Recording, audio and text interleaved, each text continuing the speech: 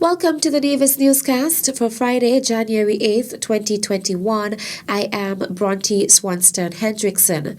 The Republic of China, Taiwan has pledged to assist St. Kitts and Nevis's effort to procure additional COVID-19 vaccines once they become available under the COVID-19 Vaccine Global Access Facility, COVAX. Chief Medical Officer Dr. Hazel Laws says the pledge was made by Taiwan's resident ambassador, His Excellency Tom Lee, during a visit to the Ministry of Health on Wednesday, January 6th. During the National Emergency Operations Center COVID-19 briefing on Wednesday, Dr. Laws said the Republic of China, Taiwan is making a very generous donation to the Federation of $600,000 towards the procurement of vaccines. She added that St. Kitts and Nevis previously made the required down payment to the COVAX arrangement to make available enough vaccines to cover 20% of the population in the initial stages. Taiwan, who has also been a reliable partner in St. Kitts and Nevis's war against the novel coronavirus, previously made donations of personal protective equipment to the government. These included ventilators, N95 face masks, thermal camera sets, forehead thermal guns, protective clothing, isolation gowns, and testing machines. Mindful of the economic impact of the COVID-19 pandemic, the government of St. Kitts and Nevis has introduced a number of new measures designed to ease the burden on business entities. Prime Minister the Honorable Dr. Timothy Harris says the government will extend the due date for the payment of businesses and occupation licenses for all businesses from January 31st, 2021 until March 31st, 2021. The government will also ensure the Inland Revenue Department works with affected businesses to help them stay current with their existing tax liabilities by allowing them to enter low-interest payment plans to ease their cash flow situations. In addition, taxi and tour operators who are unable to pay their business and occupation licenses for 2020 and 2021 will be allowed to license their vehicles provided that they enter into a payment plan for the settlement of any outstanding businesses and occupation licenses. In his 2021 budget address, the Prime Minister announced the extension of 9 of the measures in the government's $120 million stimulus package.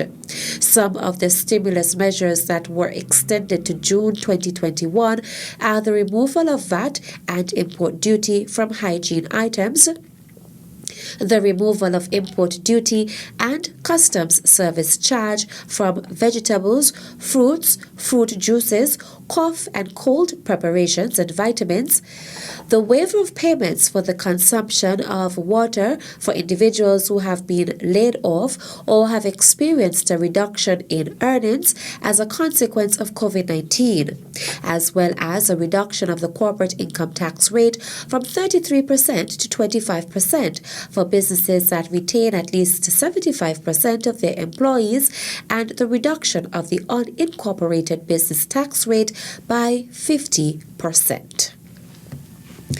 Chief Medical Officer Dr. Hazel Laws says whether or not a traveler entering the Federation has received the COVID-19 vaccine, all persons must be quarantined for 14 days. She was at the time answering a question posed at the NEOC briefing on Wednesday. Dr. Laws noted if an individual in the United Kingdom received any of the 3 vaccines and traveled to St. Kitts, yes, they would have to be quarantined for 14 days. She also said there are some non-assurances associated with the vaccines that have prompted the Federation's health authorities to take this stance. The manufacturers of the 3 front runners or the vaccine candidates that have been rolled out, they are saying that the vaccine prevents you from getting a severe disease and it prevents death from COVID-19, she said.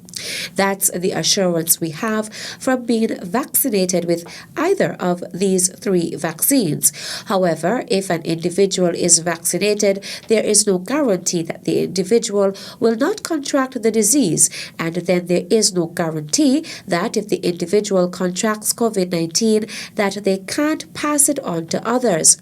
Every traveler will be in quarantine for 14 days and tested to ensure the virus is not present before being allowed to integrate into society.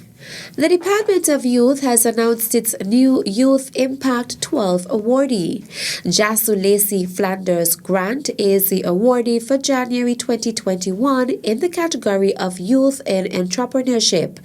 Flanders Grant continues to make her presence felt in the graphic design industry as the owner of the local company Sulacey Edits.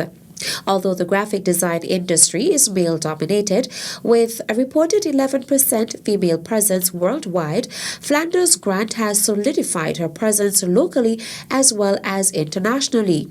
From her independence designs, popular wedding and birthday invitations to family travel wear, Sulacey Edits designs have made ripples in the industry. Flanders Grant describes her most memorable business moment as being tasked with the responsibility of creating the SKN Moves Nevis chapter logo. The 29-year-old's driving passion is customer satisfaction. Over the years, she has made noteworthy contributions to several institutions, businesses, and organizations. These contributions span various categories, which include but are not limited to poster designs for school fairs, competitions, and learning materials for classrooms. She also sponsors various events and competitions and provides graphic designs free of cost for local businesses. Congratulations to Jasu Lacey Flanders Grant. Meantime, the Department of Youth is now inviting nominations for its Youth Impact 12 awardee for February 2021 in the area of Youth in Technology. Nomination forms are available at the Department of Youth.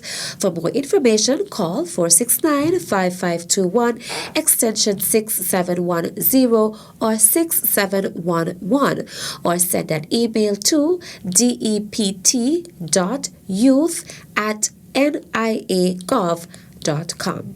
The deadline for nominations is February 15th, 2021. And that's it for this edition of the Nevis Newscast. On behalf of all of us here at the Department of Information, I am Bronte Swanston Hendrickson. Thank you for viewing.